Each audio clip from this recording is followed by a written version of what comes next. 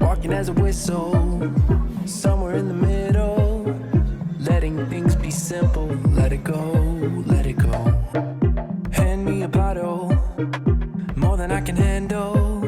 See you tomorrow, let it go, let it go. Let the nonsense make us start to talk.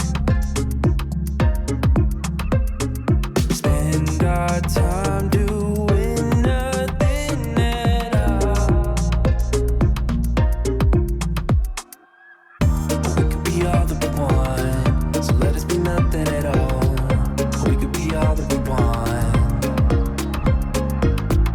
We could be all that we want, so let us be nothing at all. We could be all that we want, so let us be. 여러분 안녕하세요. 책과 통번역사 일상을 이야기하는 북튜버 토리코나입니다. 오늘 한 권 리뷰 가지고 찾아왔어요. 그만큼 제가 정말 추천하고 싶은 책입니다. 바로 가브리엘 제빈의 내일 또 내일 또 내일입니다.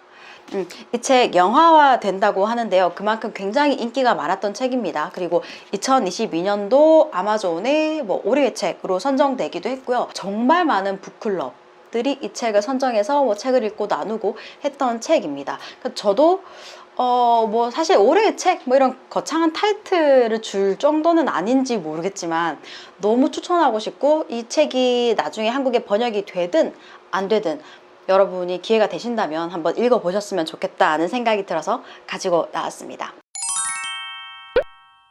제목과 줄거리부터 한번 이야기를 해볼게요. 그거 말고도 할 얘기가 참 많지만 일단 그거부터 시작을 해보겠습니다.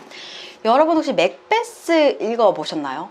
맥베스 읽어보면 그 주인공이 아내를 잃게 됐을 때 tomorrow and tomorrow and tomorrow 하면서 막 독백을 하는 부분이 있죠.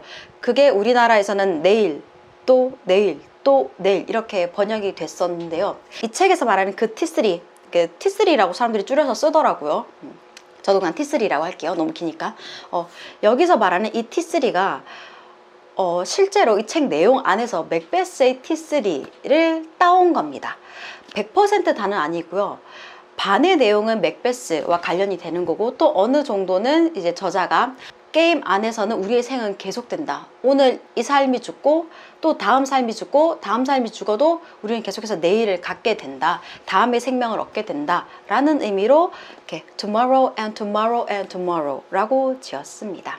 이 책은요, 일단 3명의 주인공, 가장 크게 봤을 때 3명의 주인공이 나오는데요. 세이디, 샘, 막스가 나옵니다. 처음에 10대부터 출발을 해요. 그리고 친구가 되다가 잠깐 떨어졌다가 대학교 시기에 다시 만납니다. 그리고 약 30대 될 때까지 거의 30년에 이르는 이야기를 하는 책입니다.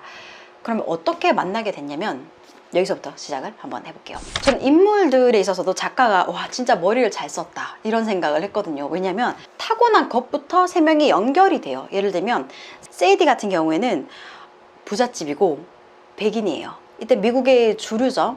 그런데 유대인이 반반입니다. 샘 같은 경우는 미국인이긴 한데 세이디랑 똑같이 반은 유대인이에요. 그 반은 또 한국인이죠. 이렇게 아시아 반 유대인 반. 그런데 막스 같은 경우에는 샘이랑 또 비슷하게 아시아 반, 즉 일본인이거든요. 그리고 세이디와 또 비슷하게 미국인 반입니다. 이런 3명의 인물이 등장을 하는데요. 맨 처음으로 이제 돌아가서 어떻게 인연이 시작됐는지부터 말을 하면, 처음에 세이디는 11살이에요. 11살인 세이디가 12살인 샘과 병원에서 우연히 만나요. 근데 샘은 불운한 사건이 있어요. 일단 그로 인해서 다리를 다쳤는데, 그런데 세이디는 암 투병을 하는 그 여동생이 있었거든요. 그래서 여동생이랑 놀아준다고 해야 되나? 아무튼 그렇게 좀 도와주고 이런 것들을 하느라 그 병원에 가게 됐죠. 그러다 우연히 만났고, 얘도 게임을 좋아하네? 또, 얘도 저 게임을 하네? 이렇게 하면서 이야기를 하게 돼요. 그러니까 막 수다를 떨어요. 근데 그게 병원 사람들 눈에 너무 놀라운 거예요. 왜 그러냐면 샘은 사실 다리만 다친 게 아니라 그 사건 이후로 완전히 말을 잃은 아이였거든요. 그런데 이야기를 시작을 했으니까. 그래서 그 말문을 터준 아이가 사실상 세이디가 됐던 거죠. 그렇게 되면서 둘은 또 우정, 게임을 기반으로 한 어떤 우정이 시작이 됩니다. 근데 또 약간의 뭐 오해가 있고 하면서 그 부분도 재밌습니다. 그 약간의 오해가 있으면서 뭐 시간이 가면서 이제 각자 한 명은 하버드 대학으로 갔고 한 명은 MIT로 가면서 당연히 뭐 못 보게 되고 소식도 끊기게 되죠. 그런데 어느 날 보스턴 승강장에서 세이디가 있는 거예요. 그 쌤이 뭐 드립다 바로 불렀죠. 세이디! 근데 못 들었어요. 야! 이질로 아픈 애야! 뭐 이렇게 부르는 거예요. 이질. 그러니까 설사. 근데 그 또 뭐 설사도 또 뭐 이유가 있어. 왜 그 여기 디센트리라고 나와 있는데 왜 이게 야! 이 이질병 걸린 애야! 라고 또 부른 이유는 또 그 안에 또 설명이 돼 있습니다. 근데 이렇게 했더니 세이디가 탁 돌아보게 되고 그 둘이서 이제 인사를 나누고 뭐 이렇게 저렇게 하게 됐죠. 그때 당시에 세이디가 상태가 굉장히 안 좋았어요. 그냥 개인적으로 안 좋아서 내 친구 세이디 좀 끄집어내야겠다 해가지고 자주 찾아가기도 하고 뭐 밥도 챙기고 뭐 이러면서 아이를 조금씩 이제 바깥 세상으로 데리고 나오죠. 그러다가 야 우리 게임 만들자. 너 게임 디자인 되게 잘하잖아. 게임 만들자 라고 합니다. 그러면서 이제 게임을 같이 만들고 처음부터 그냥 블록버스터급이 탁 만들어져요. 이치고라고 하는 딱 대박 작품이 하나가 나옵니다. 그러면서 Unfair Game이라고 하는 회사도 만들게 되고, 그리고 어떤 뭐 크리에이티브 디렉터 같기도 하고 굉장히 유들유들하고 분위기도 좋고 재밌고 멋진 막스까지 이제 같이 합류를 하면서, 돈도 많은 막스까지 같이 합류를 하면서 더 큰 기업으로 회사도 옮기고, 그 과정에서 어떤 동업자 간의 갈등도 조금 있고, 왜냐하면 이제 성공을 하니까 방향이 조금씩 다른 게 탁 눈에 보이는 거죠. 세이디 같은 경우라면 그들이 정말 원하는 게임, 그들만이 만들 수 있는 그런 게임을 만드는데 집중하고 싶고, 이게 돈이 되든 말든. 근데 샘 같은 경우는 좀 수익성이 나는 곳으로 가려고 하고, 그러면서 약간 갈등이 있습니다. 근데 그런 젊은이들의 어떤 창업의 갈등, 그런 것들을 보는 재미도 이 책에는 굉장히 많았었고, 후반으로 가면서 또 대형 사건이 딱 터집니다. 근데 그 사건이 이제 이 샘과 세이디, 그리고 그와 관련된 어떤 사업을 해 나가는 것을 이렇게 그것의 어떤 지축을 막 흔들어 대죠. 세이디는 나는 이제 안 해, 나는 못해, 완전 들어눕게 되고, 샘은 그래도 어떻게 끌어내려고 하고, 그때 20대 초반의 보스턴역에서 처음 만난 후로 애가 힘들어하는 세이디를 그때 끌어냈듯이 또다시 끌어내려고 하는데, 그때는 그냥 뭐 드립다 문 두드리고 야 나가서 놀자, 뭐 야 나가서 밥 먹자 이렇게 했지만, 지금은 상황이 달라졌잖아요. 그때 샘은 그때 샘이 세이디에게 어떻게 접근을 했는지, 이건 책을 사서 보시면 되고요. 저는 여러분들께 이 책의 스토리텔링 굉장히 좋습니다. 그냥 쭈쭈쭈쭈 이렇게 막. 그래서 이런 연결이 자연스러운 책들은 어떻게 보면 사실 소개하기가 조금 어려워요. 그래서 어떻게 소개를 할까 하다가, 제가 조금 집중력이 없지 않습니까? 저는 책을 조금 자주 많이 닫거든요. 한 자리에서 쭉 읽고 이런 걸 잘 못해요. 그래서 닫으려고 할 때 닫지 못했던 부분들을 여러분께 너무 길게 설명하면 또 그러니까 한 2포인트만 이야기를 해 드릴게요. 그 전에 더 중요한 거 한 가지를 빠뜨렸네요. 이 책을 어떤 키워드로 이야기를 해라 라고 한다면, 우리 사회, 그리고 조금 더 미국에 집중된 미국 사회의 모든 문제들을 이 한 소설 안에서 정말 총망라하는 이야기다라고 보시면 되겠습니다. 가장 심각한 것부터 말씀을 드리면, 총기 사건 나옵니다. 그리고 자살 나오고요. 자살 그 장면도 너무 자살 나오고요. 동성애가 문제가 아니라 동성애 혐오가 나오고요.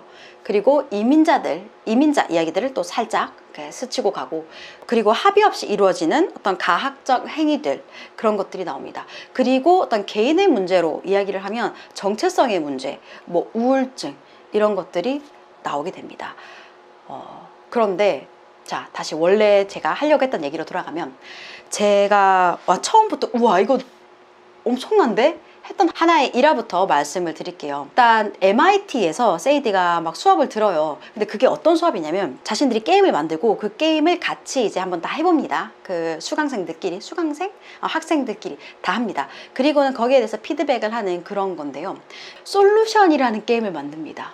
솔루션이라는 게임을 만들고 이제 딱 아이들이 하게 했을 때, 어느 날 협박 전화가 옵니다. 이 게임 어떻게 이런 게임을 만들 수가 있냐고. 난 당신을 신고하겠다. 뭐 당신을 어떻게 하겠다. 이런 협박 전화 비슷한 굉장히 무서운 그런 피드백을 받게 돼요. 근데 그 게임이 뭐냐면 여러분 이게 뭔지 맞춰보세요. 막 벽돌들이 떨어져요. 빠르게 받아서 빠르게 만들면 빠르게 목표에 도달을 하는 거죠. 이기는 거죠. 그리고 마지막에 congrats 이런 게 딱 나와요. 근데 어떤 질문들을 던지게 되면 속도는 느려지겠죠.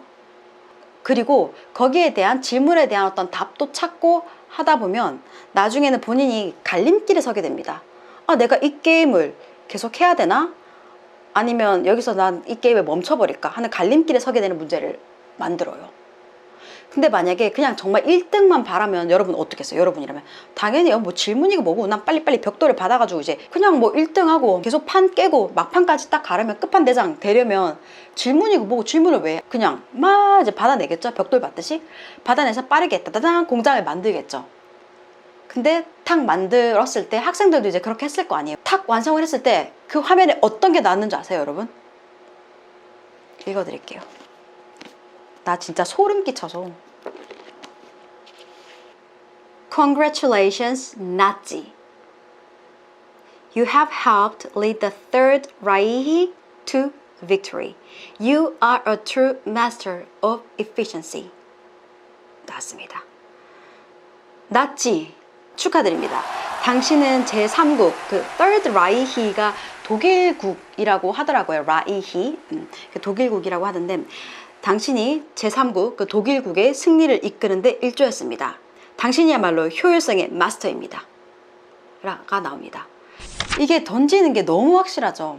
나치의 활동에 가담했던 사람들 나중에 뭐 수사를 이제 받게 되고 했을 때 아, 저는 그냥 위에서 하라고 했습니다. 아무 질문 없이 아무 의문 없이 그냥 그들은 본인들이 어떤 한 국가 공무원으로서 아니면 그냥 뭐 어떤 공장에 어떤 맡은 걸 하는 사람으로서 그냥 윗 명령에 그냥 따른 거죠. 그렇다 보니까 결국 자신들도 나치의 어떤 활동에 도움을 줬던 건데 그런 거에 대해서는 인지를 못했던 거죠. 근데 반대로 만약에 내가 하는 행동 또는 나에게 어떤 내려진 명령에 대해서 한 번만이라도 의심을 해봤다면 질문을 해보고 거기에 대한 답을 찾았다면 아, 내 행동이 이런 말도 안 되는 어떤 그 극악무도한 행동의 하나가 될 수 있구나 아니면 하나로 이어지는데 일조하고 있는 거구나 라는 걸 아는 순간 나는 선택권이 주어지죠. 물론 뭐 선택하고 싶다고 하고 뭐 그런 건 아니지만 그때 그 상황상은 어찌됐건 의식적으로는 나 여기서 멈춰야 될까? 계속 할까? 선택을 하게 되죠. 적어도 의식으로는 행동은 못 옮기다 하더라도. 근데 그렇지 않은 사람들은 그런 의식도 하지 않고 그냥 계속 하는 거죠. 내가 뭐 자르는 재단하는 이 나무가 누군가를 죽일 때 누르는 그런 나무로 쓰이는지 그런 거에 대한 아무런 의구심을 갖지 않는 거죠. 그것과 이 게임의 어떤 이기는 방식이 너무 흡사하잖아요. 그래서 이 게임을 딱 보는 순간 저는 질문해야 된다. 이 이면에 뭐가 있는 거고 왜 나는 이런 명령을 받았고 행동을 하게 이끌어졌는가 이런 거 정말 끊임없이 정신 똑바로 차리고 아, 행동해야 되겠구나 라는 어떤 메시지를 주는 걸로 저는 읽었거든요. 그리고 두 번째로 제 시선을 사로잡았던 건 일단 게임 자체가 저는 게임을 안 하는 사람이다 보니까 게임 그냥 뭐 흥미를 위한 어떤 것으로 봤지 그 게임이 굉장한 서사가 있고 한 인생을 이제 표현할 수 있는 그런 방법이라고 저는 생각을 못했어요. 아니 못했다보다 그냥 해본 적이 제 머리에 게임이 있어 본 적이 없어서. 근데 이걸 읽고 나서 보니까 아, 게임 안에서 캐릭터가 실제로 시간이 지나면 성장을 하잖아요. 게임에 이치고 그 블랙버스터가 됐다는 그 게임이 이치고라는 아이가 나옵니다. 아이가 길을 떠나요. 길을 떠나는데 떠날 때는 굉장히 어린 아이로 떠나죠. 그런데 7년 정도 시간이 흘러서 집으로 돌아오는데 그때는 어찌됐건 그 사람은 커 있는 상태가 되잖아요. 너무 커 있어서 엄마는 그 아이를 알아보지도 못해요. 그리고 나서 뭐 아빠가 아이가 입은 옷을 보고 어쩌고저쩌고 이런 이야기들이 있었어요. 그런데 저는 아, 게임 속에서 사는 방식이 우리 실제 삶과 굉장히 흡사할 수 있겠다 라는 생각도 들고 또 본인이 갖고 있는 또는 약점 예를 들면 쌤 같은 경우에는 몸이 불편하죠. 제대로 걷지 못하니까 본인이 약점이라고 갖고 있는 것들을 게임 속에서 정말 활개를 치며 날아다니는 건강한 그런 이미지로 살 수도 있는 거죠. 게임 속에서 자신은. 이 책을 읽기 전에 내가 생각하는 게임은 진짜 이렇게 뿅뿅뿅뿅 이거였는데 이것보다 더 고차원적인 어떤 서사일 수 있겠다라는 깨달음을 얻게 되고 저는 그곳에 갑니다. 바로 플스 가게죠. 또 플스가 또 하필 또 집에 있었어요. 플스가 집에 있어가지고 이제 안 하던 거 이제 막 이제 켜가지고 막 이것저것 해보는데 제가 이 책을 읽고 이치고라는 거 읽고 보니까 그때 했던 게임은 언차티드라는 건데요. 읽고 보니까 아 게임들이 이런 식으로 이루어지는구나 라는 생각이 들면서 아 너무 매력적인데? 라는 생각이 드는 거예요. 한번 해보자 라는 생각이 들어서 또 새로운 어떤 취미 또 슬쩍 건드려보는 그런 저의 어떤 취미의 어떤 외연을 확장하는 기회가 됐던 책입니다. 그것 말고도 그때 당시 뭐 지금도 그렇겠지만 아무래도 게임은 조금 더 남성 지배적인 그런 시장이죠. 그렇다 보니까 세이디가 게임을 할 때 또는 게임을 만들 때도 어떤 남자의 시선으로 게임을 만들어야만 되는, 예를 들면 아니 제가 왜 굳이 속옷을 입고 저래야 돼? 그 게임 속에서 어떤 캐릭터가 하는 그런 어떤 의구심, 그리고 홍보를 할 때도 여자니까 이 사람이 주축이 돼서 게임을 만들진 않았을 거다라는 어떤 사람들의 어떤 그런 편견, 그런 것들도 조금 엿볼 수 있었고, 파고들려면 정말 깊게 여러 가지로 뻗어서 파고들 수 있는 그런 책인 것 같아서 너무너무 잘 읽었어요. 그리고 마지막으로 이제 아무래도 아직 한국에서 안 나온 책이고 원서다 보니까 영어에 대한 뭐 걱정할 수 있을 것 같은데요. 영어 어렵지 않습니다. 그리고 모르면 넘어가면 됩니다. 넘어가면 됩니다. 제가 선호하는 어떤 원서 읽기 방식은 아니에요. 저는 굉장히 이렇게 놓치지 말고 단 하나의 관사, 단 하나의 정관사도 왜 있는지 모른 채로 이렇게 넘어가는 거 별로 좋아하진 않는 타입인데 뭐 모르면 뭐 그냥 넘어가야죠. 뭐 어떡해요. 딱히 어렵지 않으니까 한번 읽어봐도 좋을 것 같아요. 다만 조금 걱정되는 건 너무 양이 많다는 거, 그게 조금 중간에 놓을 수도 있겠다는 생각도 조금 드는데, 여러분 이제 한 해 지나잖아요. 원서 한번 읽어봅시다. 하반기 목표로 한번 뭐 한 권 읽어봐도 나쁘지 않다 추천드립니다. 그리고 원서를 하다가 읽다가 너무 막힌다 그러면 뭐 알죠? 클래스 101 제가 하는 원서 읽기 수업 한번 뭐 들어보셔도 좋습니다. 오늘은 이 책 Tomorrow and Tomorrow and Tomorrow 소개를 마무리하고요. 다음에도 좋은 책 얼른 읽고 찾아오도록 할게요. 안녕!